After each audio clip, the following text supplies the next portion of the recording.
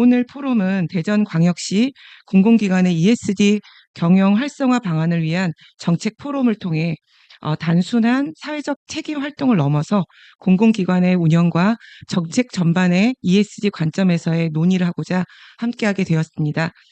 전체적인 토론 순서에 앞서서 나누어드린 유인물 한번 참조해 보시고요. 원활한 진행을 위해서 핸드폰은 잠시 꺼주시면 감사드리고 진동으로 조정해 주길 부탁드립니다. 먼저 오늘 오신 참석자분들을 소개하도록 하겠습니다. 이 자리를 빛내주신 김영삼 대전광역시의회 부의장님 오셨습니다. 다음으로 주제 발표해 주실 분들을 제가 소개시켜 드리겠습니다. 오수길 고려사이버대학교 교수님이십니다.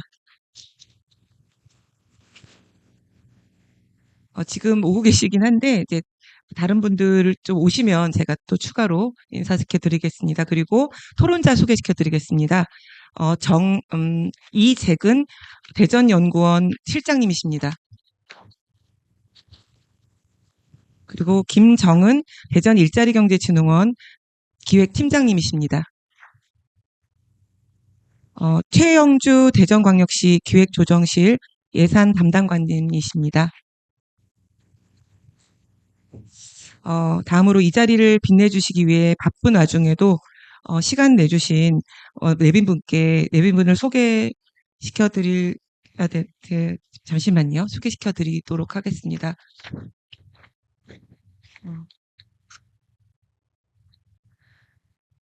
잠시만요. 오시고 계셔가지고, 네. 내빈 소개하기 전에 오늘 오신 토론자 말씀드리겠습니다. 대전 도시공사 경영본부장님 정혜교님이십니다. 그리고 오늘 토론자로 오시는 발표자로 오시는 박인영 대전 정보문화산업진흥원 대리님이십니다. 잠시만요. 인사 말씀 드리도록 하겠습니다. 김영삼 부의장님의 인사 말씀 부탁드리겠습니다. 반갑습니다. 대전광역시의 부의장 김영삼입니다. 바쁘신 일정에도 불구하고 오늘 대전광역시 공공기관의 ESG 경영 활성화 방안 정책 포럼에 참여해 주신 여러분께 진심으로 감사드립니다.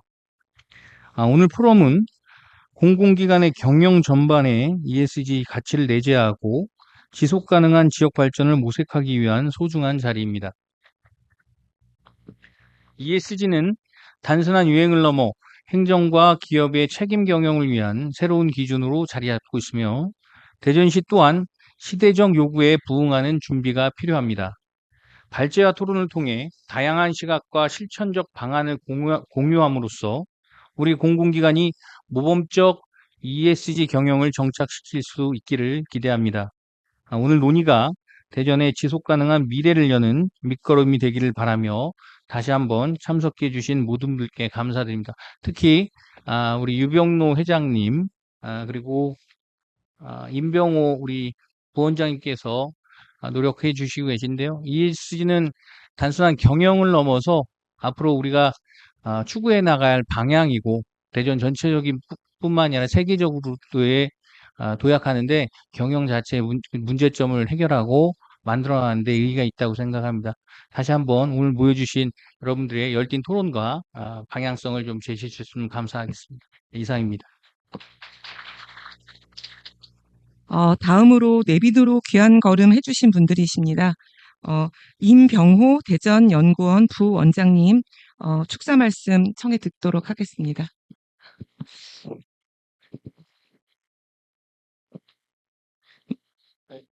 여기다 하죠. 네. 대전연구원 임병호입니다.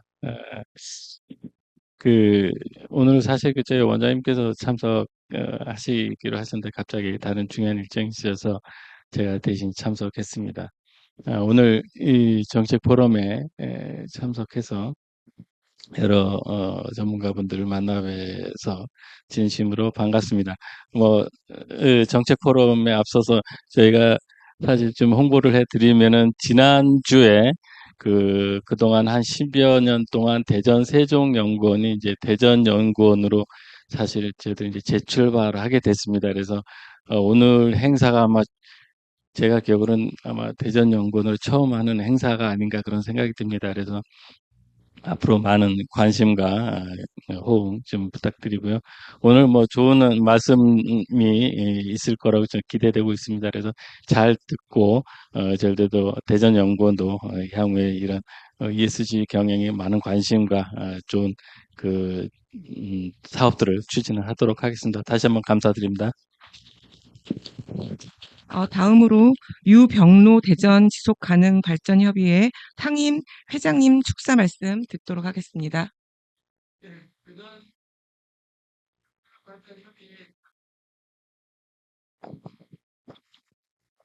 상임회장을 맡고 있는 유병로입니다.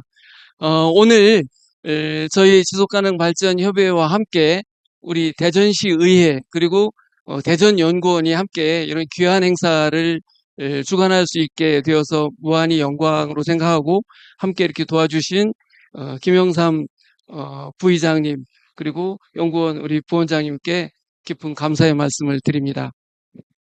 사실 우리 대전 지속가능발전협의회는 대전시 지속가능 발전 지원 조례에 의해서 예산 지원을 받고 운영되고 있는 기관이기도 합니다. 그래서 대전시가 하고 있는 지속가능 발전의 기본 계획을 수립하거나 여러 가지 시민과 함께하는 봉사활동 또 시민 홍보와 교육 사업을 담당하고 있는데요. 오늘 작년부터 우리 대전시 의회와 함께 한 달에 한두 번꼴씩 이런 행사를 주관하면서 굉장히 업그레이드 되고 있는 느낌을 받고 있습니다. 하여튼 너무 대전시에 거듭거듭 감사의 말씀을 드립니다. 우리가 지속가능 ESG 경영이라고 하는 거는 우리 사회가 또 뭐 전 지구적으로도 마찬가지지만 정말 한 단계 더 성숙하기 위한 사회적 문화 창달의 기회가 아닌가 이렇게 생각이 됩니다. 그런 측면에서 솔선수범하고 있는 대전시와 대전시 산하의 공기업들이 먼저 ESG 경영을 실천하고 앞장서는데 우리가 이렇게 함께 이런 정보를 공유하는 시간이 아닌가 싶은데요. 이거를 통해서 우리 대전시가 전국에 있는 어느 시도보다도 ESG 경영에 더 앞장설 수 있도록 하는 좋은 계기가 되었으면 싶습니다. 이거를 통해서 우리 대전시에는 정부 산하 공기업이 숫자로는 어떻게 보면 가장 많은 시일 겁니다. 왜냐하면 대전에 있는 한 40여 개의 공공기관들이 이제 국가기관, 연구단지를 비롯해서 있고요. 특히 뭐 우리 수자공사 같은 큰 기관들도 있는데요. 수자공사, 철도공사, 뭐 철도시설공단 이런 곳에는 아예 ESG 경영을 하는 별도의 부서가 중앙에 있을 정도로 굉장히 적극적으로 운영을 하고 있습니다. 막 그런 기관들하고 우리가 직접적으로 활동을 많이 하고 있지는 못하지만 우리가 시사나 이런 기관들하고 이런 발전의 토대를 더 확장해서 이제 차근차근 내년에는 정부 산하 기관들하고도 이런 상생 포럼들을 더 확대해 나갈 수 있도록 열심히 하겠습니다. 아마 오늘이 좋은 초석이 될 텐데요. 다시 한번 이 포럼에 참여해 주신 주제 발자를 맡아주시는 오수길 선생님 그리고 여러 토론자 분들 그리고 함께 참석해 주신 여러분들 특히 우리 최영주 예산 담당관님께서는 내년에 우리 지속가능발전협의회 예산도 좀 잘 챙겨주셔서 내년에 더 큰 일 많이 할 수 있도록 기반을 마련해 주시면 좋겠습니다. 여러분 감사합니다. 어, 그럼 축사와 모든 것이 끝났고 행사 시작 전에 저희가 토론회 진행에 앞서서 기록물 관리와 언론사 취재 편의 제공을 위해서 먼저 기념 촬영을 하겠습니다. 오늘 참석하신 패널분들과 의원님들 그리고 내빈분들 모두 앞에 나오셔서 함께 준비하시기 바랍니다.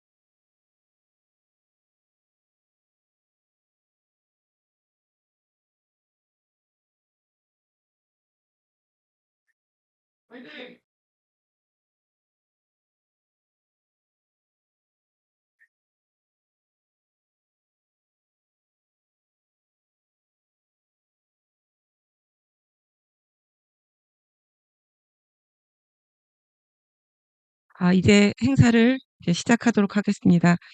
어, 지금부터 대전광역시의회가 주최하고 산업간설위원회, 대전연구원, 대전지속가능발전협의회가 주관하는 대전광역시 공공기관의 ESG 경영 활성화 방안 정책 포럼을 시작하겠습니다. 토론의 진행은 김영삼 의원님께서 수고해 주시겠습니다. 김영삼 의원께 큰 박수로 환영해 주시기 바랍니다.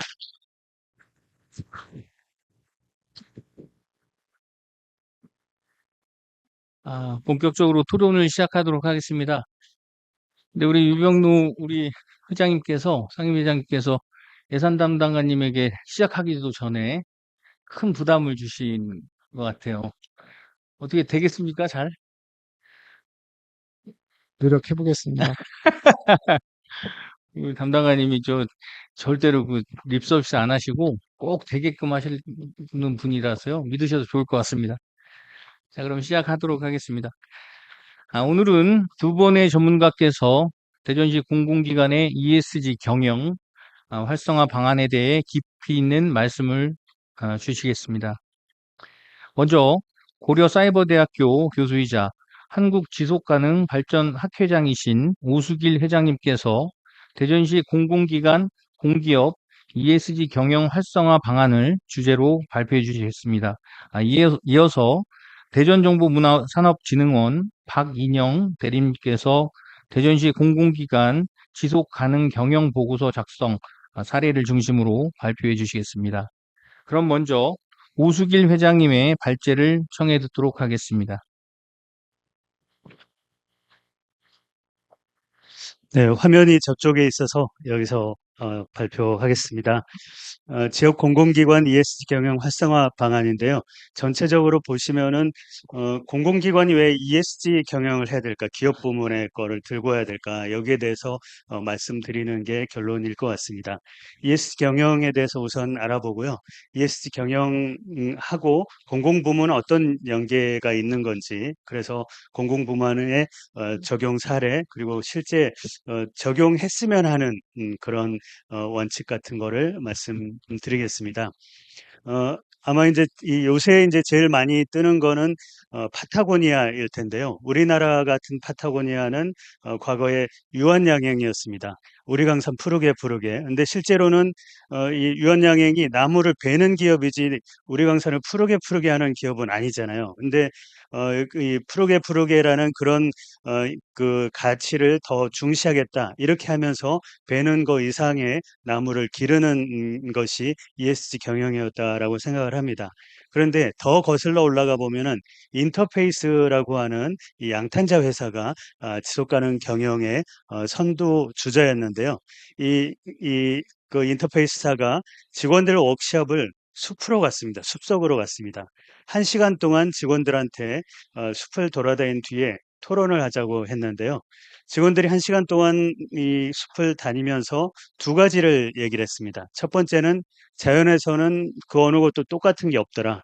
두 번째로는 그래도 패턴을 발견할 수 있었다. 뭐 나뭇잎, 줄기 이런 패턴이 있는 거죠. 그러니까 그때 당시에 인터페이스의 이 양탄자라는 거는 이 담뱃불로 구멍이라도 나면은 전체를 바꾸는 시스템이었습니다. 그런데 이때 패턴이라는 것을 이해를 하고 직원들이 이렇게 적용을 한 겁니다. 그러니까 패턴을 두면서 이 양탄자를 만드니까 그 구멍난 부분만 바꿨으면 됐던 겁니다. 그러니까 지속가능 발전 목표라는 게 2015년에 세워지기 전까지 이 기업은 기업대로 또 시민사회는 시민사회대로 정부는 정부대로 지속가능 발전을 추구해 왔다가 그 표준이 생긴 건데요. 그 무렵에 기업은 지속가능 경영 원칙을 수립해 나가는 것이 일반적이었습니다. 그때 이 기업이 우리는 이 지속가능 경영을 통해서 뭘 할까라는 것이 이 기업의 이윤 내지는 비재무제표 이런 얘기를 어떻게든 했을 것 같은데 지속가능 발전 목표 SDG가 수립되면서 기업이 이제는 우리도 어떤 측면에서 기여할 수 있겠다 이런 얘기를 하기 시작했습니다. 그래서 이게 이제 기업이 그린 그림인데요. 그러니까 우리는 E라는 관점에서 SDG의 이런 목표, S라는 관점에서 이런 목표, G라는 관점에서 이런 목표에 기여하겠다. 이런 것이 일반화됐다라고 생각을 합니다. 챗GPT한테 제가 물어본 결과인데요. SDG와 ESG는 이 유사하지만 초점이 달라요. 이렇게 얘기하고 있습니다. 그러니까 SDG는 정부, 기업, 시민사회가 공동으로 수립한 목표이고 ESG라는 것은 기업을 평가하는 프레임워크이다. 이렇게 돼 있는 겁니다. 그러니까 실제 기업의 이 ESG 경영이 어떻게 특히 우리나라에서 공공부문의 관심사가 됐을까 이런 것을 이제 생각해 볼 필요가 있는데요. 실제로 ESG 경영이라는 얘기는 2004년부터 있었습니다. 그러니까 90년대 뭐 전후로 해가지고 이 SDG 그러니까 이 없을 때도 지속가능 발전을 유엔이 합의를 하고 있는데 기업은 어떻게 할 거냐라는 것을 계속 촉구를 해왔던 것이 2004년에 와서 드디어 ESG라고 하자 그런 것이 내려왔는데요. 우리나라에서는 지속가능 발전에 대해서도 큰 관심을 중앙정부가 보이지 않았고 그러니까 ESG 경영이란 말은 듣도 보도 못한 얘기였던 것이 2020년에 삼성 때문에 생겼습니다. 제가 이렇게 표현하는 이유는 삼성은 10여 년 전에는 우리나라 기업이었는데요. 지금은 글로벌 기업입니다.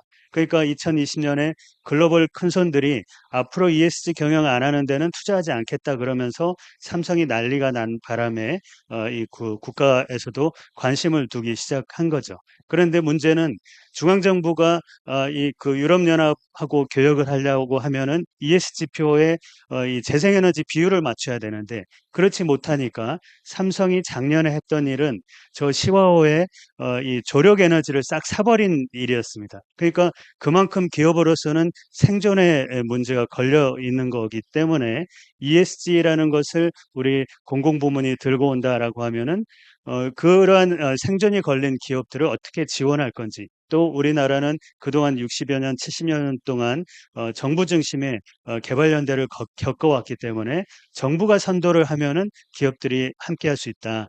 이런 관점에서 접근할 필요가 있다는 겁니다. 그래서 실제 이 SDG가 그러니까 합의되기 전부터 그 UN 글로벌 컴팩트라든지 또는 CSR 기업의 사회적 책임 이런 것들이 궁극적으로는 지속가능 발전에 기여하겠습니다. 이렇게 해왔던 것을 알 수가 있습니다.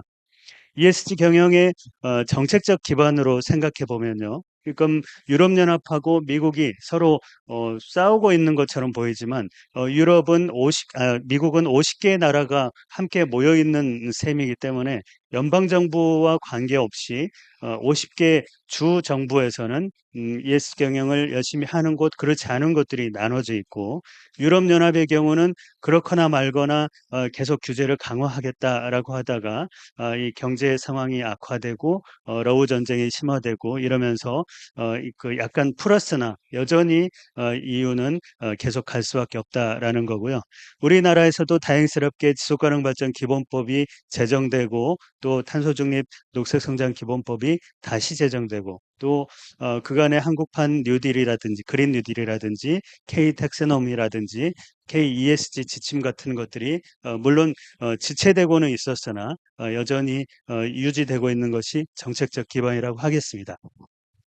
여기에 이제 이유에 나와 있는 것처럼 우리나라도 그동안에 ESG 경영이라고 표시는 안 했을지라도 이 지배구조 평가원 이런 식으로 공공기관이 있었던 것이 지금은 그 ESG 기준원이라고 이름을 바꿔서 여러 가지 기업 지배구조 평가, ESG 평가를 하고 있습니다. 이것이 이제 우리가 이 좋은 정부를 만나면, 좋은 지자체를 만나면 할 수 있고 그렇지 않으면 못한다가 아니라 생존의 문제라고 말씀드리는 것은 유럽연합은 지금 스코프 2까지 간 건데요. 스코프 1은 이 당신네 기업이 ESG 원칙에 따라서 하고 있습니까를 묻는 거라고 하면은 이 스코프 2까지 가면 에너지는 어떤 걸 끌어옵니까? 여기까지 오기 때문에 삼성이 조력 에너지를 싹 사버린 거라고 할 수가 있고요. 스콥 3까지 가면은 당신네 기업은 된 것 같은데 협력사도 그렇게 하고 있습니까를 묻는 거죠. 그러니까 실제 우리나라 기업들이 글로벌 기업이 많기 때문에 알아서들 잘 하고 있지만 문제는 스콥 3까지 가는 것을 우리 공공부문이 미리 준비해야 된다라는 말씀을 드릴 수가 있겠습니다. 그래서 이 SDG라는 게 궁극적인 목표라고 할 때 ESG 경영을 어떻게 적용할 거냐, 내지는 기업이 어떻게 실천할 거냐, 수단이라고 얘기를 하더라도 중앙정부, 지방정부, 공공기관이 SDG를 추진하면서도 기업의 ESG 경영을 돕는 그런 역할을 하는 것이 한 축에 있고 게다가 공공기관으로서는 자체적으로도 그 대전시가 수립한 여러 목표들을 ESG 관점에서 실천해야 되는 그런 관점을 ESG 경영으로 담아낼 수 있다라는 겁니다. 이 세계 경제 포럼에서도 도시나 지방 정부도 ESG라는 관점에서 이렇게 실천하고 이 활동을 할 수 있습니다. 정책적으로 이렇게 가야 됩니다라는 것을 쭉 제시하고 있는데요. 그런 의미에서도 ESG 경영이 기업 부문의 이 경영이긴 하지만 우리 산하기관, 공공기관의 경우는 특히나 이 원칙을 잘 적용할 수 있겠다라고 할 수가 있습니다. 그래서 이 공공부문은 공공 가치를 실현하고 사회 문제를 해결하는 그런 역할을 하고 있는데 E라는 관점에서, S라는 관점에서, G라는 관점에서 탄소 감축 약속을 이행한다라든지 사회적 가치를 구현한다라든지 투명성을 확보한다라든지 이런 역할을 계속 해 나갈 수 있겠고요. 다행스럽게 이 국정과제에 지속가능 발전 과제가 포함이 됐고 여전히 공기업, 공공기관 평가에 ESG 경영 지표가 있는 것은 다행스럽게 생각을 합니다. 그런 의미에서 이 공공부문은 ESG 경영, 기업의 경영처럼 이 외국의 직접적인 규제를 받지 않더라도 우리 기관의 여러 활동들을 이 ESG라는 관점에서 이끌어가는 것 더하기 이 공공기관이 선도적으로 ESG 경영을 하기 때문에 기업도 이 발에 맞춰야 된다 이런 관점을 견지할 수가 있다라는 것입니다. 가깝게 경기도에서는 문화체육 관광 행사를 ESG 관점에서 하겠다라는 그런 특이한 조례를 만든 적이 있었는데요. 그러니까 이런 조례는 ESG라는 게 멀리 있는 것 같지만 실제 우리 행사에서도 문화행사도 체육행사도 ESG 관점에서 할 수 있다. 구체적인 실천 관점을 갖고 있었는데요. 그 뒤에 2002년, 22년 7월에 경기도 ESG 경영 활성화 조례를 또 선도적으로 만든 바가 있었는데요. 그때 이 경기도의 이 흐름을 보면은 공공부문의 ESG 경영이 어떤 의미를 갖고 있는지를 그대로 보여주고 있습니다. 제정할 때는 경기도 ESG 경영 활성화 지원 조례였던 거죠. 그러니까 이 그 민간 부문을 지원하고 선도하겠다 이런 관점이 있었다라고 하면은 2023년에 이 그 조례를 개정할 때는 ESG 경영하고 ESG 행정을 같이 명시를 했습니다. 그러니까 이 기업 부문은 ESG 경영, 또 공공부문, 특히 공공기관은 ESG 행정 이렇게 이 명시를 했었고요. 올해 들어와서 정부 개정을 통해 가지고 이거는 구분할 일이 아니다라고 해서 ESG를 실천한다. 그것을 정책의 그 주요 토대로 본다. 이렇게 가고 있다라는 것을 알 수가 있습니다. 어, 이따가 이제 우리 박인영 대리님께서도 실제 사례를 발표해 주시겠습니다만, SDG가 처음 나왔을 때, 그러니까 ESG 경영이 우리나라에서 그 용어가 퍼지지 않았을 때, 인천항만공사에서 지속가능 경영 보고서를 내는데 자문이 필요하다라고 해서 그때 그 인천항만공사가 하고 있는 많은 일들이 그 일을 열심히 하면은 SDG의 어떤 목표에 기여하는 겁니다라는 것을 명시하면 좋겠습니다라고 해서 이렇게 그 표시를 했었는데요. 그러니까 본인들로서 또 직원들로서도 우리가 하는 일이 SDG, UN 목표에 이렇게 기여하는구나, 이걸 발견할 수 있었을 뿐만 아니라 부서별로 하고 있던 일들이 같은 목표 안에 들어가 있기 때문에 옆에 부서랑 우리 부서가 같은 목표에 기여하고 있구나. 이런 측면에서 협업도 이루어지고 성과 관리도 더 고도화되는 그런 이 사례를 보여준 바도 있습니다. 코트라가 전 세계적으로 여러 가지 일들을 하는데 일반 시민들이 잘 이해하지 못하는 것을 코트라가 하고 있는 많은 일들이 SDG의 어떤 목표에 기여하고 있는지를 표시해 줌으로써 코트라가 하고 있는 일에 여러 가지 의미를 부여할 수가 있었습니다. 한국환경공단은 이 그 SDG 내지는 ESG 경영 체제를 수립할 때 이전까지 만년 평가 다등급이었습니다. 이 체제로 전환한 뒤에 그건 지금 3년째 가등급을 유지하고 있는데요. 그것이 우연히 그런 건지 아니면 리더십 때문에 그런 건지 여러 가지 얘기를 해볼 수도 있지만 분명히 SDG, ESG 체제로 가면서 협업 구조도 만들어내고 또 사명감도 올린 것만은 분명하다라는 것을 말씀드릴 수가 있는데요. 환경공단의 목표 체계를 보면은 자체적인 전략과 목표가 있는데 그것이 SDG의 어떤 목표랑 관련이 있고 그걸 통해서 어떤 사회적 가치를 창출하고 있습니다. 이렇게 이 전환을 했던 거고요. 그러면서 ESG 경영이 또 정부 차원에서 ESG 평가하겠다라고 하니까 우리는 ESG 경영의 비전을 이렇게 세워놨고 E라는 관점, S라는 관점, G라는 관점에서 이러한 목표를 두고 전략 과제를 이렇게 실천하고 있습니다라는 체제를 만든 바가 있습니다. 2025년이 되면 이제 정부가 바뀌었으니까 체제가 바뀌었나 그렇게 제가 또 홈페이지에 들어가 봤었는데요. 여전히 이 자체적인 전략 단위의 목표들, 과제들을 제시하고 있고 ESG 경영이라는 관점에서 조금 더 성과 관리까지 연결되고 있다라는 것을 여전히 보여주고 있고요. 그리고 ESG 경영의 중장기 전략으로서 전략 과제들이 있습니다라는 것을 여전히 확정짓고 있고 그것이 성과 관리에 연결되고 있습니다라는 걸 보여주고 있고요. 그다음에 SDG는 윤석열 정부, 이재명 정부 다 관심이 없으니 이제 지워버렸나? 그렇게 했더니 맨 뒤에 우리가 하고 있는 일들은 궁극적으로 UN SDG에 이렇게 기여하고 있습니다라는 것을 여전히 홈페이지에 갖고 있는 것을 봤습니다. 우리 이제 그 지자체 중에서는 광명시가 지속가능 발전 기본법이 수립되기 훨씬 전부터 광명시 SDG를 수립한 바가 있는데요. 거기에 17개의 목표마다 여러 지속가능 발전 지표들이 있었습니다.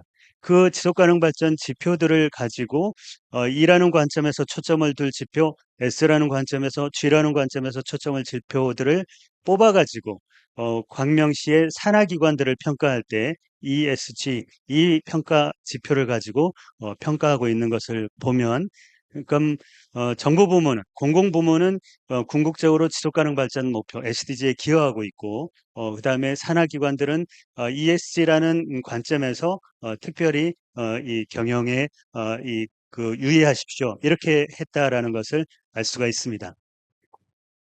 자, 이렇게 보면은 궁극적으로 우리 공공부문에서 지속가능 발전 체제를 안착시키는 이유는 통합적인 이 접근 방법에 있는 건데요.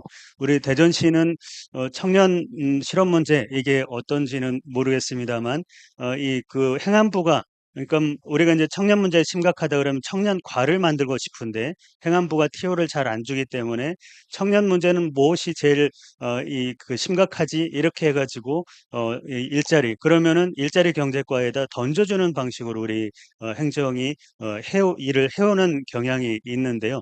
청년의 문제를 생각해 보면 저 전남 화순군 군수님이 얘기하는 것처럼 그 청년 부부들한테 백상에게 월 1만 원 이 월세 아파트를 줬던 것이 전국적으로 화제가 됐는데 그 아파트를 준다 그래서 청년들이 결혼하고 이 화순군으로 오겠느냐 그렇게 생각하지 않는다라고 얘기를 하시면서 이 어린이집을 한 20여 개를 사들여 가지고 24시간을 돌리니까 가까운 광주시까지 출퇴근하면서 애들을 겨우겨우 데리고 다니는 것이 아니라 애들을 완전히 맡기고 다닐 수 있었다. 게다가 화순에서 대학 갈 때까지 살고 있으면 대학까지 그냥 보내주는 거다.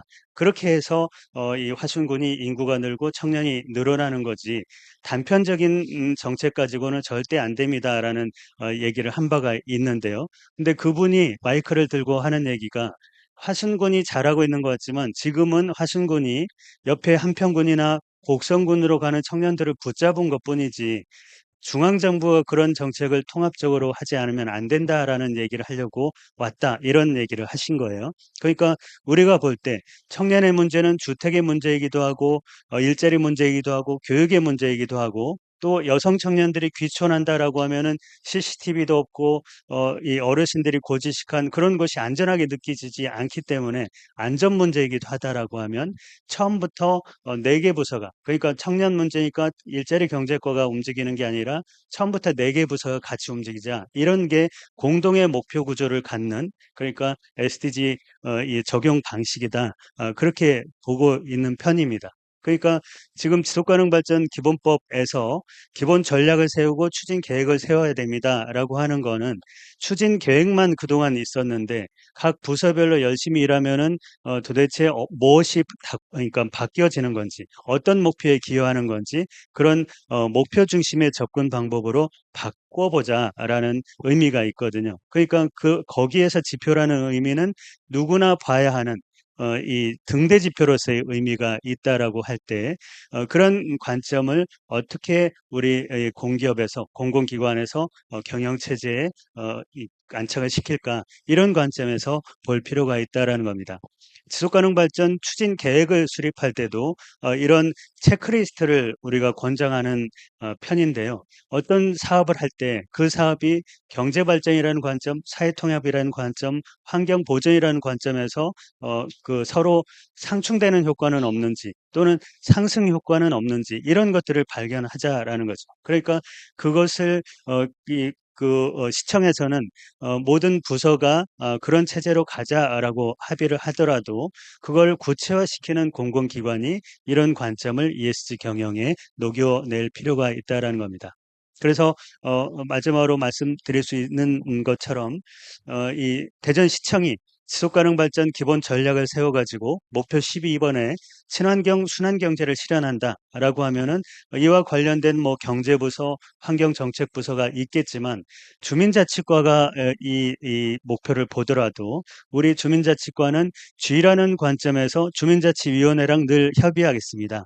E라는 관점에서 생활 폐기물을 잘 이 관리하는 그런 체제를 만들겠습니다. S라는 관점에서 그런 와중에 노인 일자리를 창출하겠습니다. 이렇게 접목될 수가 있는 것처럼 그리고 또 아까 광명시의 그런 사례처럼 광명시가 갖고 있는 그런 목표를 개별 공공기관들은 어떤 식으로 달성할 건지라는 그런 문제의식을 이 SG라는 관점에서 가져보게 하자. 이것이 ESG 경영의 특히 공공부문 ESG 경영의 의미라고 말씀을 드리면서 이만 줄이겠습니다. 고맙습니다. 오수길 교수님 수고하셨습니다. 감사합니다. 다음은 이어서 박인영 대리님의 발제를 듣도록 하겠습니다.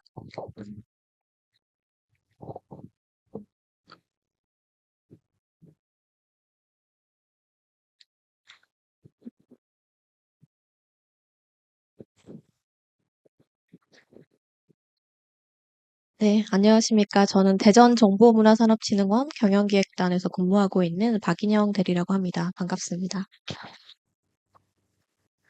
네, 오늘 그 ESG 보고서 발간 사례를 발표를 해달라고 요청을 하셔서 좀 그 ESG 담당 실무자분들이 많이 오실 줄 기대를 하고 좀 실무적이고 경험적인 내용으로 발표 자료를 준비를 했는데요. 또 오신 분들을 보니까 또 이제 관리자 분들이나 결정을 할 수 있는 분들이 많이 오신 것 같아서 오히려 더 괜찮을 것 같습니다. 저희 사례가 좀 이제 ESG를 이제 시작하는 단계의 조직에서나 기관에서 많은 도움이 되길 바라면서 발표를 시작하도록 하겠습니다. 앞서 오 교수님께서도 말씀하셨듯이 최근에 공공기관에서 ESG라는 말이 많이 화두가 되어 있었어요. ESG는 이미 오래전부터 시작되었지만 최근 우리나라에서 특히 공공기관에서 이렇게 많이 화두가 된 것들은 최근인 것 같은데 이제는 ESG가 뭐냐라는 질문보다는 이걸 왜 공공기관에서 하냐라는 질문을 더 많이 받게 되는 것 같습니다. 그래서 저도 생각해 봤습니다. 우리가 왜 공공기관에서 강제하는 사항도 없는데 왜 하려고 했지? 라고 이제 시간을 거슬러 올라보니까, 저희의 이제 상위 기관이라고 할 수 있는 한국콘텐츠진흥원에서 2022년 2월 달에 공문을 하나 보내주셨는데요. 그 내용은, 콘텐츠 산업 관련 지역 거점 기관의 기관장 간담회를 개최하니 원장님이 참석 요청을 바란다라는 내용이었습니다. 근데 그 공문 내용을 보니까 이렇게 ESG 추진 계획을 공유해달라라는 안건이 있었습니다. 그래서 어떤 ESG 추진 계획을 말하는 거지? 라고 붙인 자료를 보니까 이렇게 한 장짜리 페이퍼로 우리 기관에서 하고 있는 ESG 목표라든지 ESG 관련해서 하고 있는 사업이나 추진 계획들을 작성해서 보내주십시오라는 내용이었습니다. 당시 이 문건을 사업부서에서 접수를 했거든요. 왜냐하면 콘텐츠 사업 단에서 그쪽 많은 사업을 하고 있기 때문에 사업부서에서 접수를 하셨는데 그때 당시 사업 담당자분께서 ESG는 일개 사업 단위에서 할 수 있는 덩어리가 아니다라고 해서 경영에 이제 보내왔죠. 근데 이제 저희 쪽 부서에서는 ESG가 뭔지 잘 모르고 담당자나 예산이 없는데 어떻게 이걸 작성하냐라고 서로 이제 미루는 상황이었습니다. 많은 기관에서 그러실 거예요. 어떤 자료 요청이 왔을 때 어느 부서에서 써야 되는지를 모르는 상황이 많은데 특히나 ESG가 그런 것 같습니다. 그래서 이제 이렇게 기다리고 있는 상황에서 이제 콘텐츠 산업진흥원에서 이렇게 말씀을 하셨죠. 앞으로도 사업 관련해서는 ESG 실적을 계속적으로 요구할 것이다. 라고 압박을 주신 거죠. 앞서 그 교수님께서도 말씀하셨지만 광명시에서도 산하 기관들한테 이렇게 ESG 지표와 관련된 성과를 이제 요구하신다고 했잖아요. 저희도 마찬가지로 가장 중요한 이해관계자인 그 전담 그 기관에서 이렇게 요청을 하시니 결국 기관 차원의 ESG 경영의 필요성이 높아짐을 실감하게 되었습니다. 그렇게 이제 자료를 작성해서 잊고 있었는데 이제 2022년 그해 말이죠. 12월에 또 한 번의 기관장의 간담회를 개최한다는 공문이 왔는데요. 이때 내용을 보니까 ESG 우수 사례 공유라는 내용이 있었습니다. 사실 제가 앞서 그 자료를 작성을 할 때 저희 기관 걸 작성하면서 나름 우리 기관 많이 하고 있네라고 뿌듯해하면서 작성을 하고 있었는데 저희 기관이 우수 사례가 아닌 거예요. 그래서 어떤 기관이 더 잘했지라고 생각을 하면서 복기를 해봤습니다. 생각을 해보니 저희와 같은 모든 공공기관들은 ESG 추진 현황 계획을 꼼꼼히 작성을 했을 겁니다. 그리고 기존에 하고 있는 내용들을 우리처럼 성실히 작성을 해서 제출했을 텐데 우리보다 조금 더 잘한 기관들이 있었겠죠. 그래서 즉 이건 뭐냐면 공공기관들은 그들이 태생적으로 하고 있는 업무나 일들이 ESG와 관련된 활동이나 사업들이 많다는 겁니다. 그래서 그 내용들은 다 비슷비슷하다는 거죠. 그래서 저는 생각했어요. 저희 기관이 ESG를 하는데 부족한 것은 뭘까라고 생각해 보니까 ESG만의 추진 계획들이 없었습니다. 어떤 항목에서 ESG 경영과 관련된 일들을 할까라는 목표치가 없었고 전담 부서나 팀 담당자는 당연히 없었고 예산이나 시스템도 없었습니다. 그래서 저는 그 다음 해부터 2023년부터 공부를 하기 시작했습니다. 정부나 이렇게 온라인에 많이 이제 뿌려져 있는 이런 자료들을 좀 많이 봤고요. 지금은 가이드라인이 2.0까지 나온 걸로 알고 있는데 당시에는 KESG 가이드라인이라고 해서 정부 관계부처에서 합동으로 만들어주신 이런 가이드가 있었습니다. 이런 가이드들을 보고 또 부족한 부분들은 그 외부의 유료 교육을 수강하면서 좀 채워나갔었던 것 같습니다. 그래서 그 해에 제가 우리 원만의 ESG 추진 계획을 수립하고 시스템을 구축을 했는데요. 저희 기관이 잘 모르시겠지만 규모가 이제 직원이 한 100명 정도 밖에 안 되는 작은 시 산하의 출연 기관입니다. 그렇기 때문에 지금도 인력이 많이 부족한 상태고 그렇기 때문에 ESG를 전담할 수 있는 부서나 팀을 따로 조직 개편해서 만들기에는 어려움이 있었습니다. 다들 비슷하실 텐데요. 그럴 때는 어떻게 하면 좋냐면 이렇게 위원회를 빨리 만드는 건데요. 첫 번째는 외부 전문가들로 구성된 ESG 위원회를 만들었습니다. 그래서 그 이사회 산하에 이 기관을 두고 주요 결정 사항들을 이 ESG 위원회에서 결정을 하게 했고요. 또 실무적으로는 각 사업단에 있는 팀장급 이상의 위원들로 구성한 실무협의체를 구성해서 빠르게 ESG를 전파할 수 있도록 시스템을 구축했습니다. 그리고 나서는 뭘 해야 될까요? 이제 외부에 자랑을 해야죠. 그래서 그해 11월에 저희 기관장님이 새로 이제 9월에 부임을 하셨는데 원장님을 모시고 ESG 경영을 대내외에 선포를 했습니다. 특히나 ESG는 이제 조직 안에서만 할 수 있는 것들이 아니기 때문에 외부적으로 많이 전파하는 것도 참 좋은 방법이라고 생각하는데요. 저희 기관에서 갖고 있는 되게 큰 좋은 인프라가 있습니다. 바로 e스포츠 경기장이라는 이렇게 원형으로 된 경기장이 있는데 그곳으로 저희 이해관계자분들을 다 모셨습니다. 보통 보도자료를 보면 ESG 뭐 선포한다 하면 이제 간부들 몇 명 이렇게 현수막 걸어놓고 하시던데 저희는 그렇게 하지 않고 임직원분들은 물론 이제 시 공무원분들 또 일반 시민들 저희와 관계하고 있는 기업들, 협력업체들 그리고 기자까지 불렀습니다. 그래서 한 150명 정도를 불러놓고 ESG 경영 선포다 보니까 가급적이면 인쇄물이나 사인물을 만들지 말자라고 해서 이 사진 보시면 이렇게 전자기기로 이렇게 선포를 했고요. 또 이렇게 직원 대표들이 나와서 선서도 하듯이 했고요. 그래서 많은 관심들을 받았습니다. 그렇게 2023년을 보내고 나서 느낀 점은 앞으로 이제 어떻게 할까? 매년 경영 선포식을 할 수도 없고 ESG 위원회나 실무협의체는 이미 만들어 놨고 더 이상 우리가 할 수 있는 게 뭘까? 라는 담당자로서의 고민.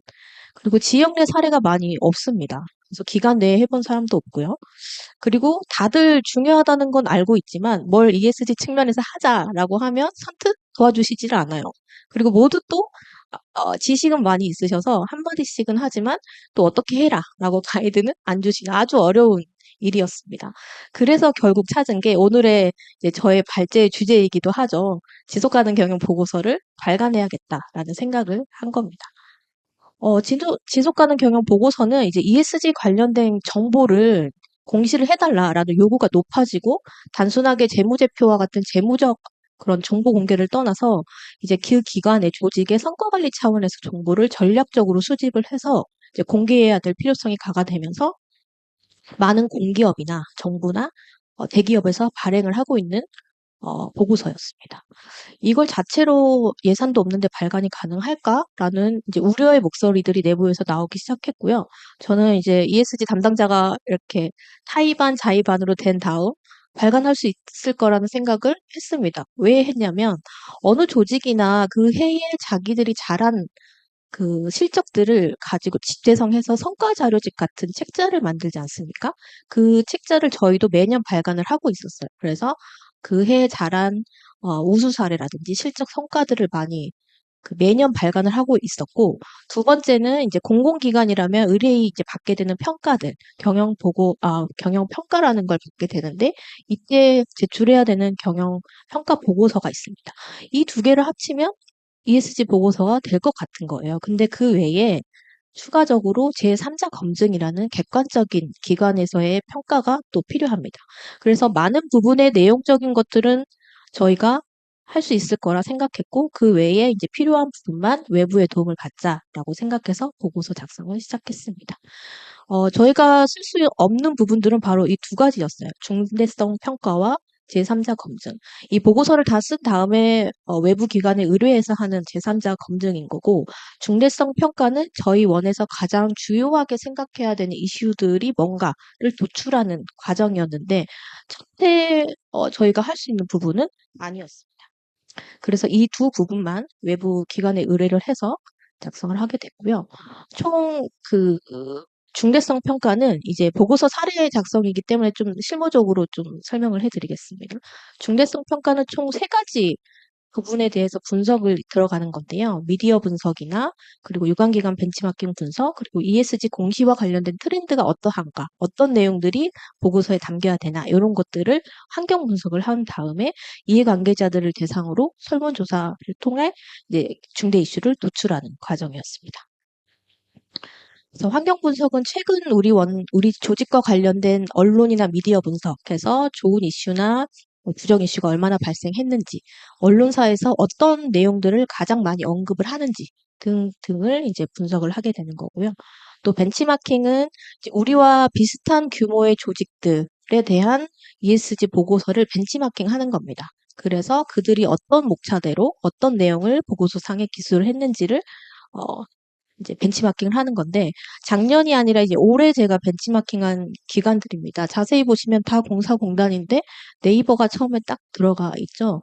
그래서 저희 ESG 위원회 분들도 좀 의아해 하시더라고요. 진흥원과 같이 조그만 조직에서 만들면서 왜 네이버 걸 봤어? 라고 이제 지적을 해주셨는데 제가 지금도 이제 모든 기관의 ESG 보고서는 보실 수 있습니다. 그래서 어떻게 써야 되냐라고 물어보시기 전에 해답이 이미 다 정답이 나와 있어요. 모든 보고서를 보실 수 있기 때문에. 그래서 이 네이버 거를 봤더니, 공공기관에서는 ESG 보고서를 약간의 진짜 보고서, 리포트 형태로만 딱딱하게 제시하고 있는 반면에 네이버 같은 이제 민간 기업 플랫폼 회사에서는 정말 잘 써놨더라고요.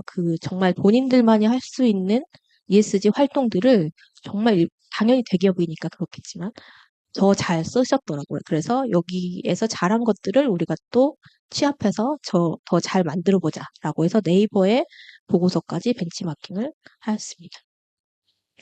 그래서 이제 환경 분석을 통해 나온 이제 저희 원에 가장 중요하게 다뤄야 할 이슈들이 뭔가라고 해서 18개의 이슈 풀을 만듭니다. 그런 다음 이해관계자들의 설문조사를 하는데요. 제가 생각했을 때 ESG 경영을 한다고 할 때 가장 중요한 거는 우리 조직 기관과 관계된 이해관계자가 누구일까를 선별하는 게 가장 중요하다고 생각합니다. 저희는 정보문화산업진흥원, 그러니까 정보문화 관련된 산업을 진흥하는 기관이기 때문에 당연히 기업들도 이해관계자이지만 가장 가까이는 내부 조직원들, 그리고 저희에게 예산을 주시는 대전시, 그리고 상위 기관들, 뭐 콘텐츠진흥원, 이제 정보통신산업진흥원과 같은 그런 상위 기관들도 될 수 있고, 또 저희의 주주이신 그 대전시와 이사회 위원회들, 그리고 저희가 이제 사업을 수행하기 위해서 많은 하도급 용역을 주는 그런 협력사들, 그래서 일반 시민들, 이 모든 분들이 우리 원과 관련된 이해관계자입니다. 그래서 다른 조직도 마찬가지겠지만 이 이해관계자들의 의견을 받아보는 게 가장 중요하기 때문에 이분들을 대상으로 설문조사를 실시하였습니다. 올해 전달에 이제 설문조사를 한 결과치인데요.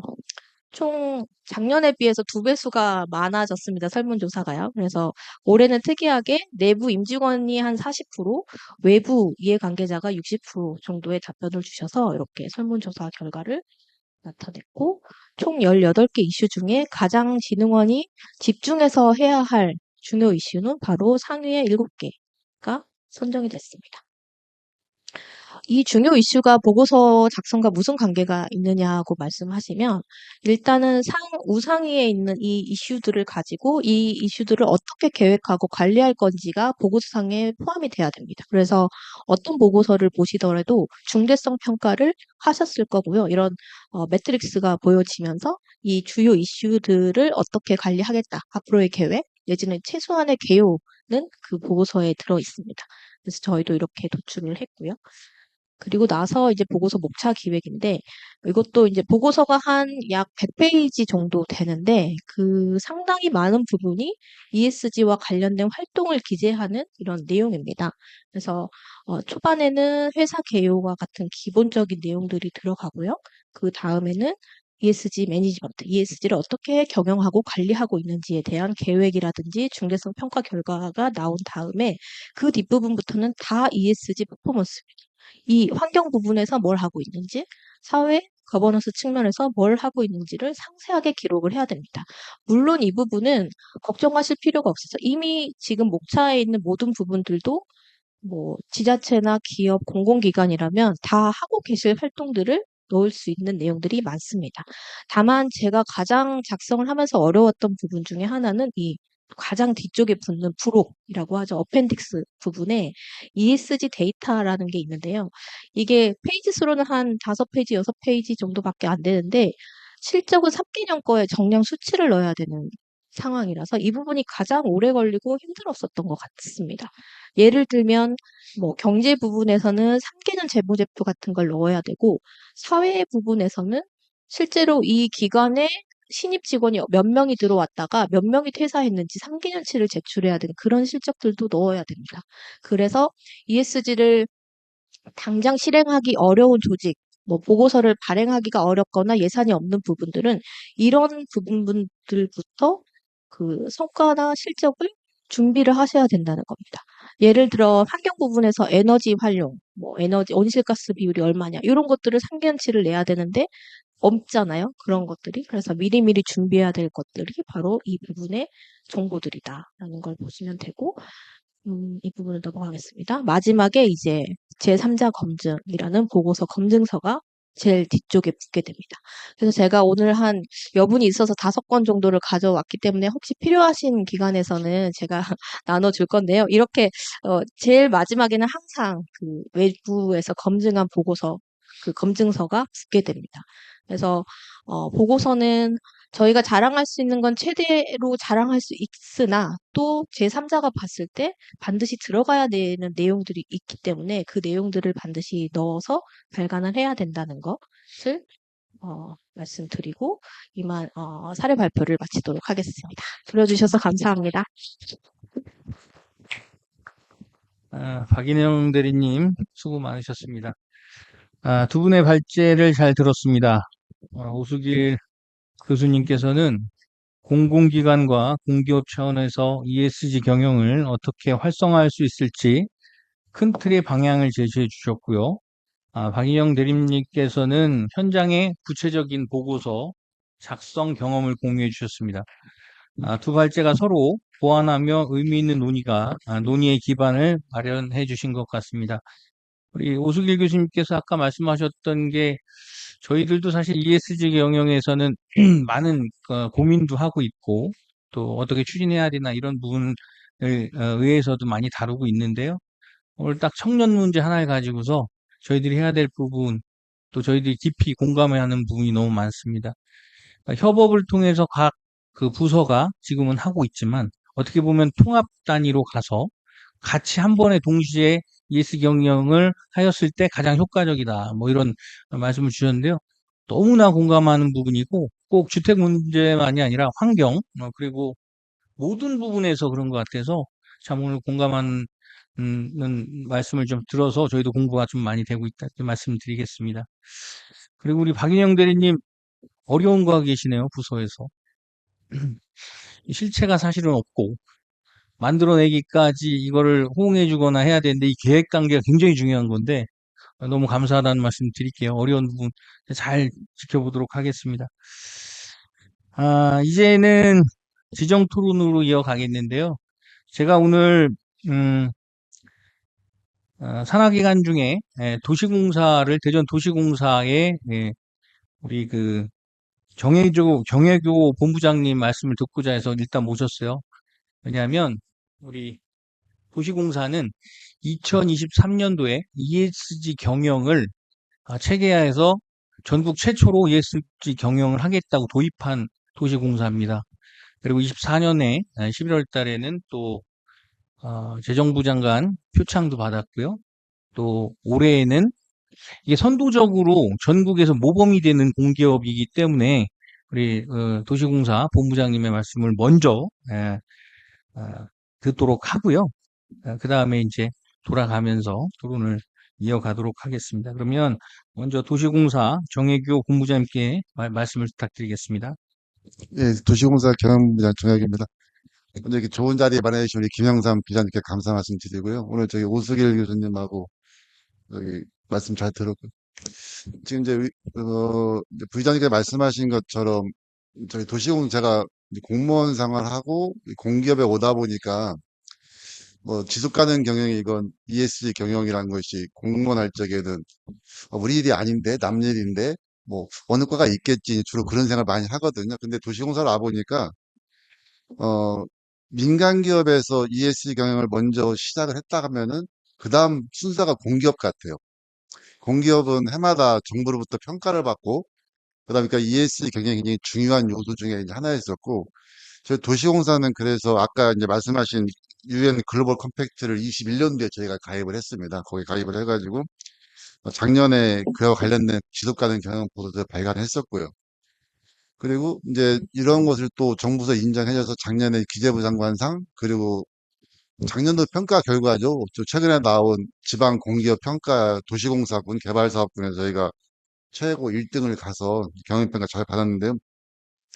전체적으로 본다면은 우리 회사 같은 경우는 이 평가가 항상 있다 보니까 우리 평가팀에서 이제 주관해서 이 업무를 합니다. 그래서 우리의 경영 전략을 세울 적에도 중장기 경영 전략을 세울 적에도 반드시 요 ESG 경영 체계를 진단해서 고도화하는 것이 들어가 있고요. 그에 따라서 이제 보고서 저희가 발간하고 있고 이런 식으로 제가 가고 있다는 말씀을 드리고요. 와서 이제 또 실질적으로 하다 보니까 좀 여러 가지 어려운 점이 있습니다. 첫 번째 어려운 점이 뭐였냐면은 비용이 수반되는 경우가 있죠. 그러니까 민간 기업 같은 경우는 제품을 생산해 팔을 적에 유럽이나 이쪽에서 환경 기준을 강화시키거나 뭐 알리백 이렇게 더 보면은 물건을 팔기 위해서 어쩔 수 없이 그에 대한 투자를 할 수밖에 없는 그런 구조를 갖고 있는데 지방 공기업 같은 경우는 꼭 그 소비자 입맛에 맞을 수 있는 것이 아니고 공공성도 있어야 되고 여러 가지 고려하다 보면은 좀 한계가 있는 것도 사실입니다. 예를 들어서 우리가 탄소 중립을 가기 위해서 탄소 배출이 가장 많은 것이 건축물인데 건물이 이제 많은데 예를 들어서 친환경 정말 좋은 자재나 친환경 자재를 써가지고 탄소 배출을 최소화시키겠다 그러면은 당연히 아파트나 건축물의 가격이 높아지겠죠. 높아지면은 또 한쪽에서는 우리 시민들은 도시공사의 아파트를 들여오고 싶어서 더 비싼 돈을 지불해야 되는 거죠. 하나의 모순점이 이제 발생하는 거죠. 그래서 저희들은 분양가 상한제 이런 제도적인 것 때문에 우리가 하고 싶은 것들이 약간 공적인 영역과 또 회사로서 영역이 좀 차이가 있다는 그런 과정들이 하나 있다는 것을 말씀을 드리고요. 저희 회사는 ESG가 있고 그 중에 하나가 또 S 하나라고 또 붙였습니다. 안전과 관련된 겁니다. 그래서 저희가 이제 으쓱 경영 이렇게 보통 표현을 하고 있는데 왜냐하면은 저희가 건설 현장이 많다 보니까 저는 ESG 경영에다가 안전까지 넣어서 ESSG 경영을 저희가 하고 있다는 말씀을 드립니다.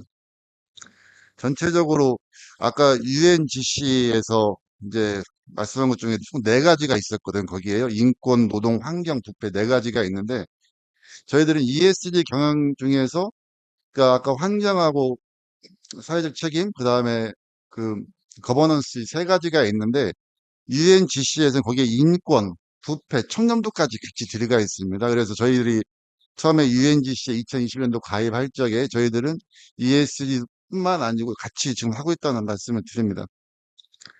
그리고 또 저희들이 세부적으로 좀 디테일에 가다 보면은 제가 아까 우리 오수희 교수님이 그 아까 PT 자료 중에 하나가 뭐냐면 체크리스트가 있더라고요.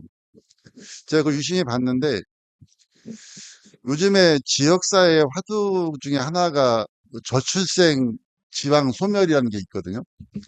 그러니까 전체적으로 저출생의 문제가 사회적인 문제가 돼 있어가지고 그럼 어떻게 할 것인가에 대해서 아마 각 부서에서 아까 말씀 청년부서는 무엇을 하고 또 어느 부서는 막 수십 가지의 정책들이 나오고 있는데 저희들은 올 초에 이제 제가 제안을 해서 내가 새로운 사업을 할 적에는 이것이 저출생 지역 소멸에 어떤 연관성을 갖고 있느냐 제가 이제 영향평가자라고 거창하게 표현했는데 어떻게 하는 체크리스트거든요.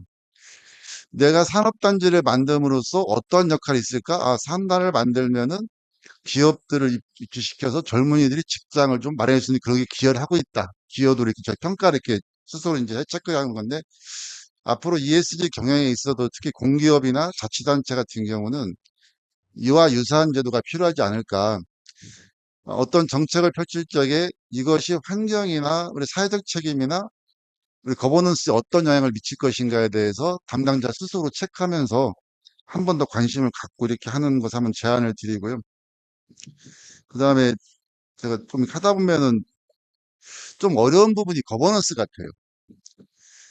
그러니까 우리의 공무원들하고 공기업의 대상은 일반 시민들이고 기업들은 소비자로 이렇게 볼 수가 있는데, 정책의 의사 결정한 후에 집행과 결과 환류에 대해서는 그래도 공기업들이 잘합니다.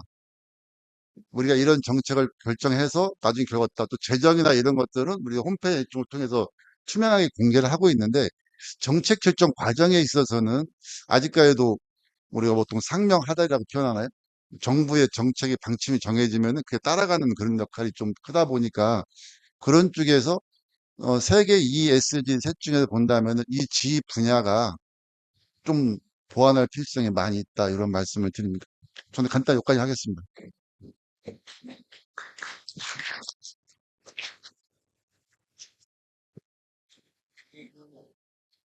정혜규 본부장님 수고하셨습니다.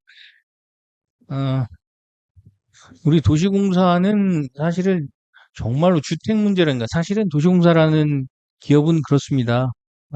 공기업의 이미지도 있고 또 공공기관 역할이 있겠지만 또 민간 사업을 또 하고 있겠지만 두 가지를 추진하고 있는 방향이 같다 보니까 두 가지가 있다 보니까 어느 선에서 어떻게 하고 또 뭐 실행하긴 좋습니다만 예산적인 문제도 사실 아까 전 거버넌스보다 사실은 예산이 더 문제가 아닌가 이런 생각이 저는 그렇게 들었습니다. 어쨌든 큰 틀에서 우리 대전 도시공사에서 하고 있는 ESG 경영, 아리백 경영 이런 모든 부분에 저는 굉장히 공감하고 있고요. 앞으로도 더 지속 가능하게 발전해 주시길 좀 부탁드리도록 하겠습니다. 고생하셨습니다. 다음은 대전연구원 이재근 실장님의 말씀을 들어보도록 하겠습니다. 네, 안녕하세요. 이재근입니다. 저도 ESG보다는 우선 SDG에 대해서 우선적으로 많이 접해왔고요. 그래서 그것도 우리 연구원에서도 한 5, 6년 전부터 그 지표도 개발을 하고 그런 것들이 어떻게 정책에 연관될 수 있을까에 대해서 많이 연구를 해봤습니다. 그런데 지금 그때만 하더라도 저는 ESG는 삼성으로 배웠거든요. 저도 사실 삼성도 세계적인 이제 압박이 있었기 때문에 아리백도 있어야 되고 고용 관련돼서도 그렇고 그런 게 대해서 굉장히 많이 준비를 해서 삼성이 많이 준비를 하고 있다라고 생각을 했는데 어느 때부턴가 공공기관과 더불어서 지자체에서도 ESG 경영에 대해서 많이 관심을 갖고 있다는 걸 느꼈습니다. 뭐 결국 저는 나중에 보면은 우리 연구원 차원에서는 ESG, SDG에 대해서 따라가는 것, 그런 것이 이제 우리 시위에도 그렇고 대전시도 그렇고 정책이 될 것이라고 믿고 있거든요. 그래서 그것을 어떻게 관여를 하고 준비를 하는 데에 대해서 계속 노력을 하고 있습니다. 특히 뭐 우리 어떤 법적, 제도적으로도 계속 강제 비슷하게 하는 것도 있죠. 뭐 공동구매도 있고요. 환경 규제도 있고 뭐 정보 공시, 탄소 중립 관련 어떤 규제 같은 것들이 있지만은 지금 우리 연구원에서도 경영 평가를 하잖아요. 이제 그러다 보니까 ESG에 대해서도 적극적으로 하게 됐고 우리도 보면은 좀 말씀을 드리자면은 일자리 확대 관련해서는 특히 이제 대전 지역 관련 위촉 연구원들 고용하는 것들에 대해서도 우선적으로 지원을 하고 있고요. 우리 윤리인권 경원 요것에 대해서도 우리 시작을 했고요. 그리고 지역 상생 발전으로 보면 지역사회 공헌을 해야 되잖아요. 그리고 사회적 약자 배려, 그리고 친환경 경영을 위한 경영 목표를 다 가지고 있습니다. 좀 요새 활동한 걸 보면은요, 우리 지역 예술인이 있습니다. 예술인들과 같이 활동을 하면서 연구도 하고, 그들이 이제 우리 연구원에도 알 관심을 가지게 하고, 우리는 연구원은 그들의 활동을 지원하는 프로그램도 있고요. 어, 얼마 전 지난 금요일이 청년의 날이었죠. 청년의 날을 맞이해서 그분들의 이제 고통도 듣고 무엇이 좋았다, 그리고 앞으로는 무엇을 했으면 좋겠다라는 그 어떤 소통의 창구도 마련을 했습니다. 또 거버넌스 차원으로는 우리 옆에 문지초등학교가 있거든요. 10월이 되면 그쪽 이제 저학년 친구들을 초대를 해서 우리 연구원도 소개를 하면서 우리 연구원도 소개를 하고 그쪽 이제 생태 박사님이 있는데 그 친구들한테 생태의 중요성들도 알리는 서로 이제는 주변과 어울릴 수 있는 노력을 프로그램을 많이 개발을 하고 있습니다. 물론 대전시에서도 지금 지속가능 발전 협의회를 더불어서 ESG 그리고 SDG에 대해서 많이 노력을 하고 있는 것으로 알고 있습니다. 그런데 지금 다 아시겠지만 ESG를 우리 회사가 아니라 뭐 지자체나 어떤 공공기관에 대입하기에는 아직까지도 조금 문제점들이 몇 가지 있는 것 같습니다.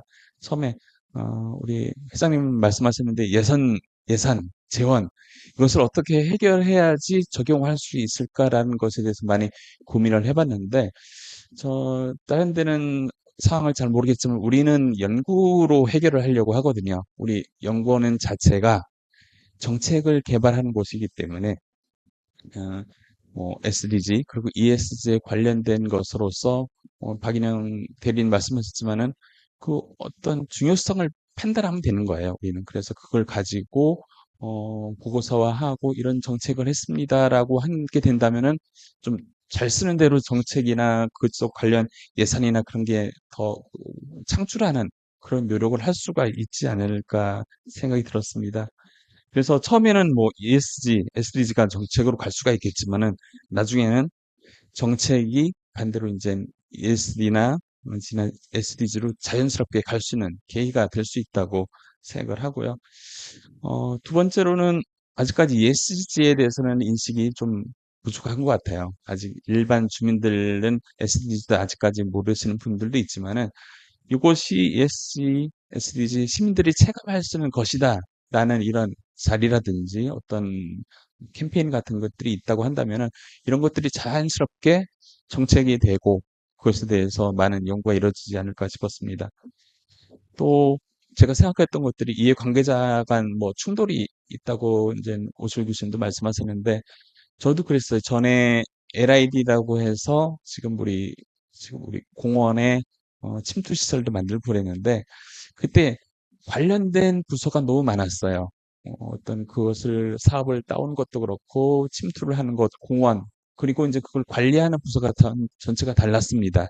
그런데 처음에 시작할 때 마지막 관리하는 부서까지 연관이 안 된 경우가 있었거든요. 그래서 이걸 누가 관리해야 되는지 문제가 많았는데 그런 것들이 처음부터 이제 협의가 된다면 이런 갈등 그리고 특히 ESG 같은 경우는 돈이 안 된다는 인식이 많으니까 그런 것에 대해서는 특별하게 주의할 필요가 있었다고 생각이 들었습니다. 그리고 또 이게 단기적으로 성과가 좀 어려운 면이 있거든요. 이거를 하면은 어떤 특히 무슨 결과가 있는가 말할 때 좀 수립하는 사람들 입장으로서는 좀 난감합니다.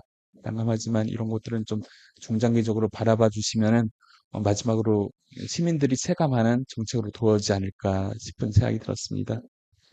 그리고 SDG 평가할 때 맞아 저희가 가장 힘들어하는 게 지표 개발하는 거거든요. 그럼 SDG를 실행을 하고 ESG를 진행을 하고 이게 잘 됐는지를 봐야 되는데요.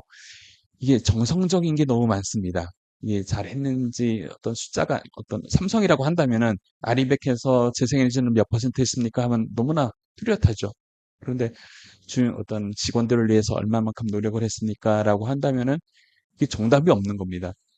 처음에 목표를 3번이라고 했으면 그게 정답은 아니거든요. 더 하면 더 할수록 좋은데 그게 정성적인 것으로 평가하기가 어려워서 이런 것들을 어떻게 정성적으로 하고 이게 우리 대전연구원 아니면 다른 정보원에서 하는 연구원 그쪽에서 많이 그런 공공기관들이 많이 참여하면 할수록 이 정도는 되어야지 잘하는 거다라는 그런 게 높아지지 않을까 싶습니다. 그래서 이런 것들은 조금 더 ESG가 성숙화가 된다면 이런 것들은 더 발전하지 않을까 싶은 생각이 들었습니다. 이상입니다.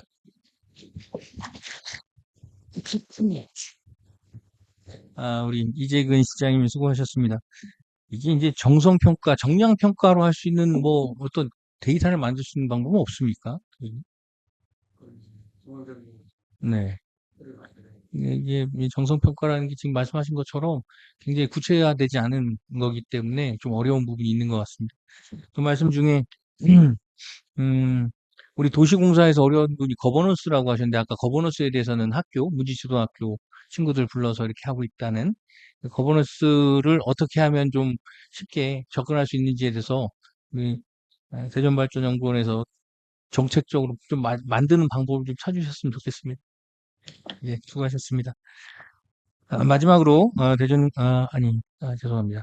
다음은 일자리 경제진흥원 김정은 팀장님 말씀 부탁드리겠습니다. 네, 안녕하십니까. 대전 일자리경제진흥원 기획팀장 김정은입니다.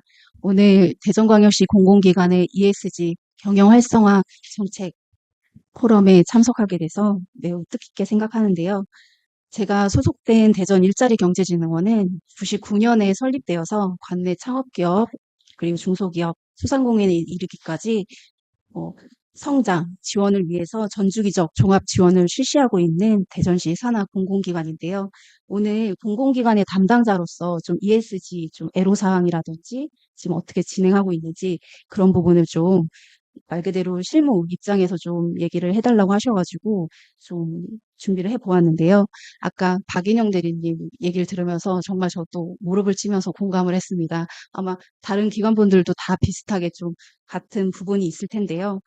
우선 제가 사실 기획팀에 이제 올해 처음으로 근무하면서 말 그대로 ESG라는 거를 굉장히 가깝게 이제 느끼고 있습니다. 사실 그전에는 우리 기관이 ESG 활동이라고 하면 그냥 이제 기획팀에서 이제 ESG 담당자가 우리 봉사활동 갑시다. 아니면은 자 무슨 우리 이제 폐지 뭐 이렇게 활용 같은 거 이런 부분이 있으니까 같이 참여합시다. 그럼 다 같이 모여서 이제 사진도 찍고 약간 어떻게 보면 행사 같은 느낌의 성격이 강했었는데요. 막상 와서 제가 직접 하다 보니까 이 모든 게 다 ESG였고 이제 조금 더 이제 더 나아가서 느끼는 부분이 우리가 하고 있는 일자리라든지 기업을 지원하는 부분 그리고 소상공인을 대상으로 하는 이런 모든 부분들이 다 ESG의 일부였구나라는 걸 굉장히 지금 공감을 하고 있습니다. 그래서 사실 저희 직원들하고도 하는 얘기가 ESG가 뭘까라고 하면 그냥 저희 직원들 같이 하고 있는 직원들이 그냥 ESG가 바로 경영이 아닐까라고 얘기를 합니다. 말 그대로 ESG 안에서 경영이 이루어진다고 하면 사실 세상이 밝아지지 않을까 그런 생각까지도 드는데요. 그래서 말 그대로 작은 게 모여서 점점 합쳐지다 보면 말 그대로 사회가 좀 더 밝고 좀 진취적으로 나갈 수 있는 그런 부분이 있지 않을까, 변화가 있지 않을까 그런 생각이 많이 들고 있습니다. 그래서 사실 사회적 가치 실현이라든지 공공성 강화, 위기 관리 능력 증대, 이런 부분은 아마 다들 그냥 추상적으로는 공감도 하시고 하실 텐데요. 실질적으로 하다 보니까 진짜 이런 부분이 모여서 사회를 변화시킬 수 있겠다라고 생각은 하지만 저희가 막상 기관 입장에서는 큰 현실의 벽이 있는데 그게 뭐냐면 경영평가입니다. 그래서 말 그대로 이제 저희 같이 좀 작은 저희도 기관이 큰 규모는 아니다 보니까 아까 도시공사 같은 경우는 친환경 제품을 이렇게 대량으로 구입할 수도 있고 이런 부분들이 있는데 저희 같은 경우는 매년 가구를 바꿀 수 없지 않습니까? 근데 거의 그거는 달성할 수가 없는 약간 그런 부분입니다. 그래서 저희가 아무리 사도 달성할 수 없는 부분들이 있는데 그 점수가 굉장히 좀 나름 크고 근데 저희는 또 그런 부분을 맞춰야 되다 보니까 하려고는 해도 채울 수 없는 그런 좀 현실적인 부분이 있는데요. 사실 기관이라는 거는 아까도 저희 계속 같은 얘기인데 기관은 사실 삼성이나 기업들처럼 ESG를 잘한다고 말 그대로 투자를 받을 수 있는 게 아니기 때문에 저희 자체적으로 그렇다고 하면 어떻게 하라고는 하는데 어떻게 하면 이거를 잘할 수 있을까를 이제 많이 생각을 하고 있습니다.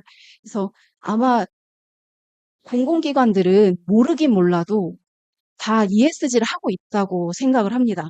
진짜 이미 실천을 하고 있다고 생각하는데 이게 점수를 매겨야 되다 보니까 거기에 맞춰야 되다 보니까 예산적인 문제 정말 계속 나오는 얘기인데 저희도 S를 달성하려면 말 그대로 모여서 어디를 가서 뭔가를 해야 되고 이를 달성하려고 해도 다 예산적인 부분이 좀 들어가는 부분이 있습니다.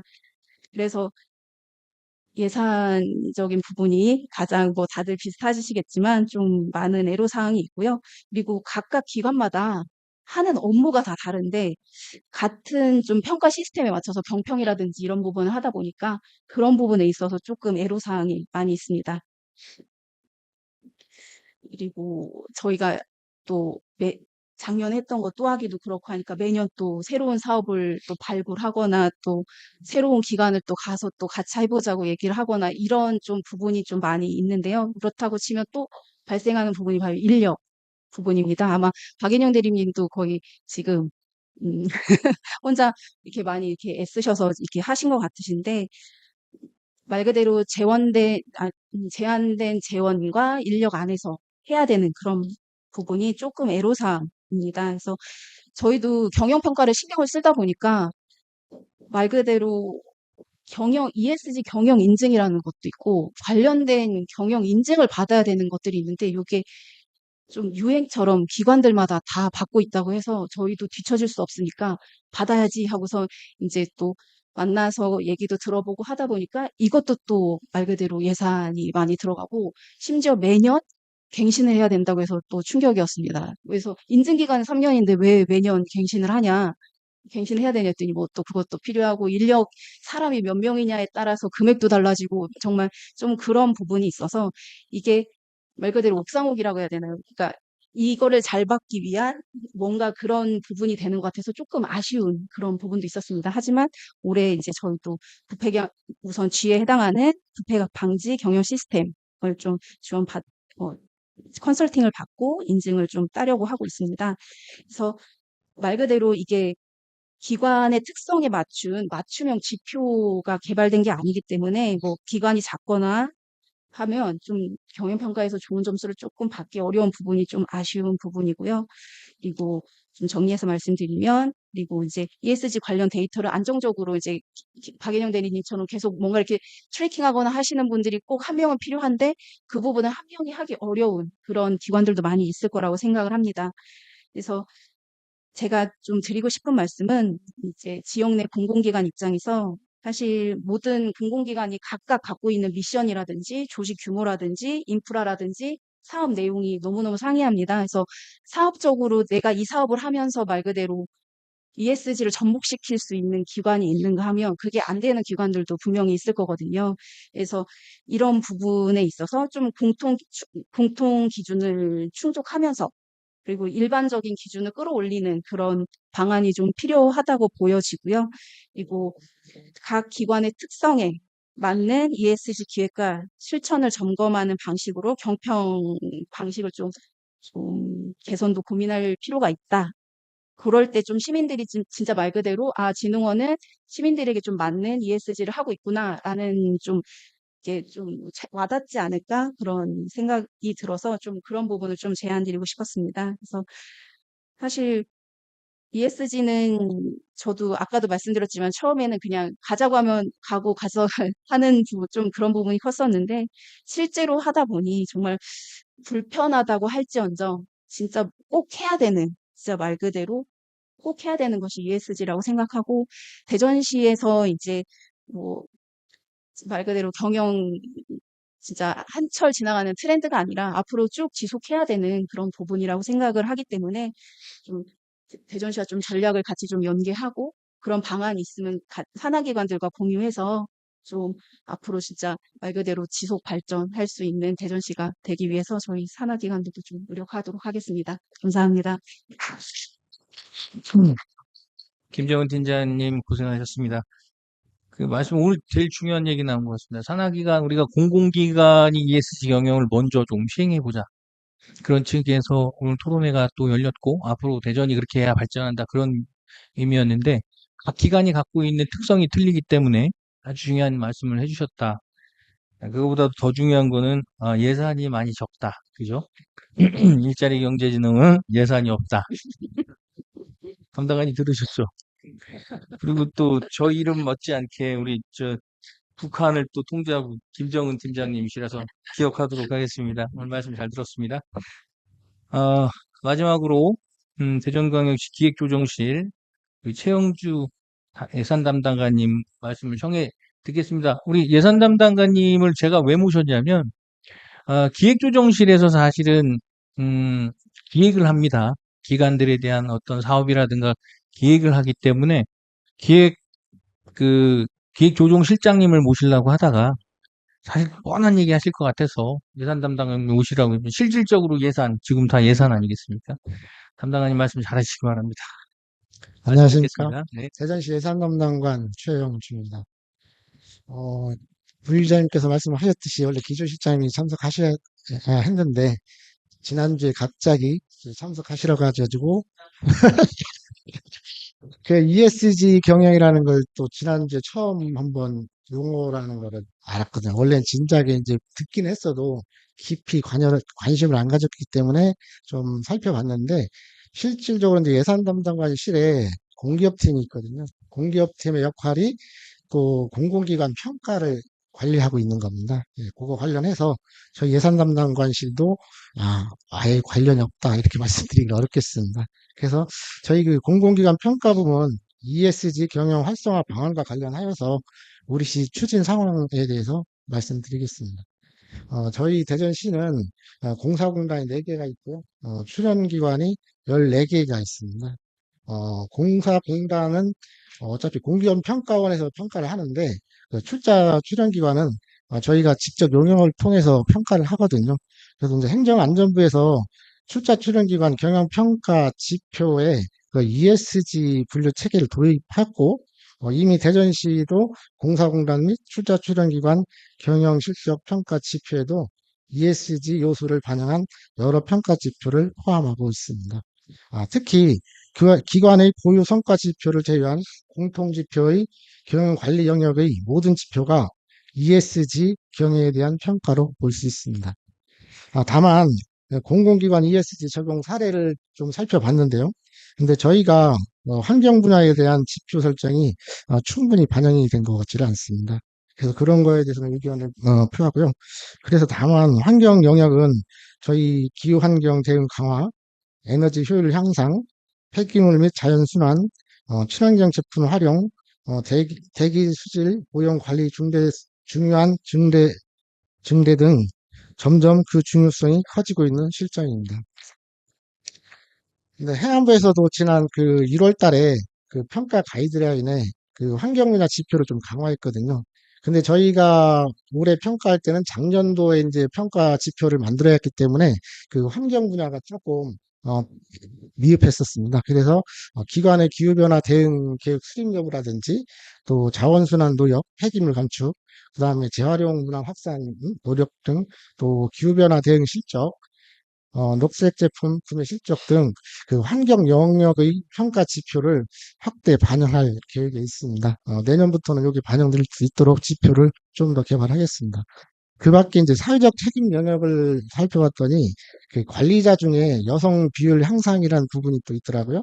또 개인정보 관리 및 보호 강화 지표 신설 등을 한번 통해서 양성평등 및 인권종에 대한 평가 지표를 보완할 수 있도록 노력하겠습니다. 그다음에 지배구조 영역을 한번 보니까 그 내부 감사기구의 설치 의무도 또 살펴보게 돼 있더라고요.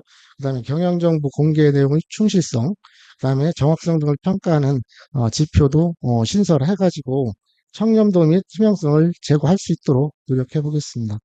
두 번째로 그 평가 방법에 대해서 한번 말씀드리겠습니다. 지금 그 ESG 관련해가지고 그 평가 전문기관 선정 시 그 ESG 영역 전문가 할 때는 좀 가점도 부여하는 방법을 조금 고려해 보고요.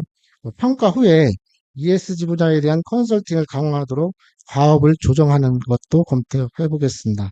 마지막으로 평가 결과 환류를 통한 공공기관 ESG 활성화 방안에 대해 말씀드리겠습니다.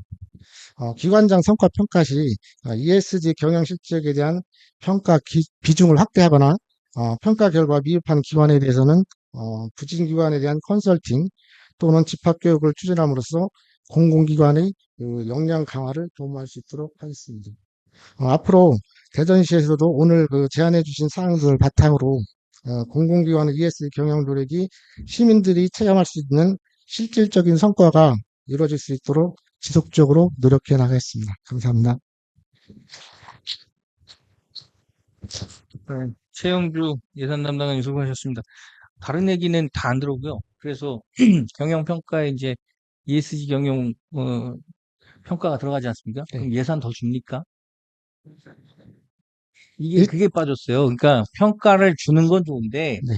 그렇다고 해서 이 뭐 기관장들을 바꾸거나 이런 거 아니지 않습니까? 그럼 예산에 대한 어떤 실질적인 뭐 5억이든 3억이든 이렇게 내려줌으로 인해서 ESG를 조금 더 또 경영 전반에 뭐 작용할 수 있도록 할 수 있는 효과가 있을 것 같아서 현재 경영 평가 결과에 조금 그 등급을 잘 받으면요, 네. 뭐 성과금이 좀 올라가거든요. 성과 그거는 다 알고 있는 거고 기본적으로 지금 ESG 평가에 대한 평가를 통해서 네. 그 산하기관의 예산은 ESG 경영 평가 우수 그 예산으로 해서 이렇게 만들 생각은 없으세요? 고민해 보겠습니다. 안 되시면 이제 시장님 말씀드리겠습니다. 자, 우리 분당관님 고생하셨습니다. 뭐 토론회는 다 끝났고요. 이제 혹시 토론자분들이나 발표자분들 모두 추가해서 혹시라도 궁금하시거나 토론자들이나 또는 방청객에 계신 분들께서 궁금하시거나 또는 토론에 대한 질의를 좀 하고 싶다 하신 분 있으시면 잠깐 그 시간을 갖도록 하겠습니다. 혹시 있으십니까? 없으십니까? 없는 걸로 맞춰도 되겠습니까? 그러면 마무리하기 전에 제가 한 말씀만 드리겠습니다. 대전광역시는 민선 8기 들어서면서 인류경제도시를 표방하고 그렇게 추진하고 있습니다. 이장우 시장께서 그동안 해왔던 사업이라든가 정책을 보면 ESG 경영에 대한 철학이 묻어 있습니다. 왜냐하면 인류경제 도시로 가는 글로벌적인 추세가 ESG 경영이기 때문입니다. 모든 전반에 산하기관이라든가 공기업의 그런 ESG 경영이 2023년, 2022년부터 묻어나기 시작을 했고요. 그로 인해서 대전은 발전했고 또 인구 증가의 문제도 ESG 경영하고 맞물려 있습니다. 대전은 올해 4천 명 정도가 인구가 늘어났습니다. 굉장히 고무적인 일이기도 하고요. 이장우 시장께서 하시는 철학과 우리 의회도 또한 거버넌스 속에 같이 함께해서 정책 결정이라든가 아니면 예산 지원에 관련돼서 최선을 도와드리겠다 이 말씀을 드리면서 마무리 발언하도록 하겠습니다. 발표와 토론에 참여해주신 여러 패널분들께 감사드립니다. 그리고 관심을 가지고 끝까지 참여해주신 방청객 여러분께도 진심으로 감사드립니다. 오늘 포럼은 대전시 공공기관의 ESG 경영 활성화 방안을 함께 모색하는 뜻깊은 자리였습니다. 오늘 논의된 내용들을 의정활동을 통해 실질적인 정책으로 이어질 수 있도록 최선을 다하도록 하겠습니다. 끝으로 이번 포럼을 공동 주관해 주신 대전연구원, 대전지속가능발전협의회를 비롯하여 준비와 진행에 애써주신 모든 관계자 여러분께 깊이 감사드립니다. 이상으로 대전시 공공기관의 ESG 경영 활성화 방안 정책 포럼을 마치도록 하겠습니다. 이상입니다. 감사합니다.